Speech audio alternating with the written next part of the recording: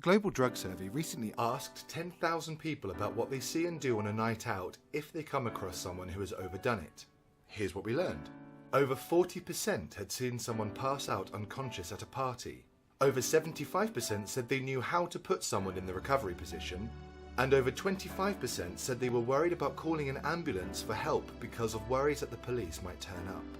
GDS wants to help keep people safe, and one of the best ways of doing that is making sure people look out for each other and know what to do if they see someone in trouble.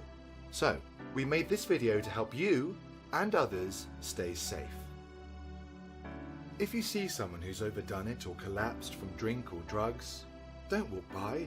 Besides, how would you feel if this was you or your best mate?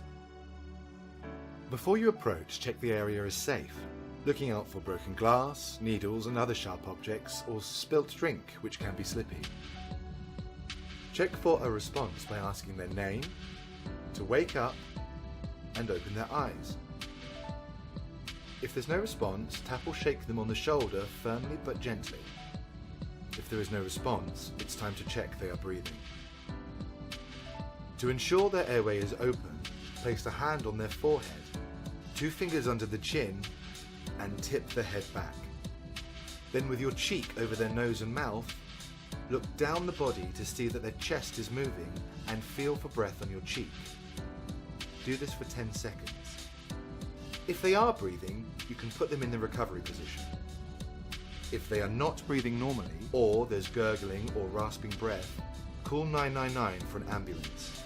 They will talk you through chest compressions, also known as CPR, if you need to do them.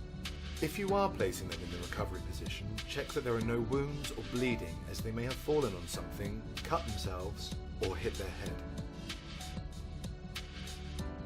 To put somebody in the recovery position, take the hand nearest to you and move it out of the way, right angles to the body, palm facing upwards.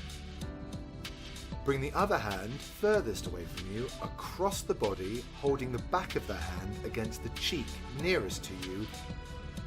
Draw up the leg furthest away from you by the knee, making sure their foot is flat on the floor.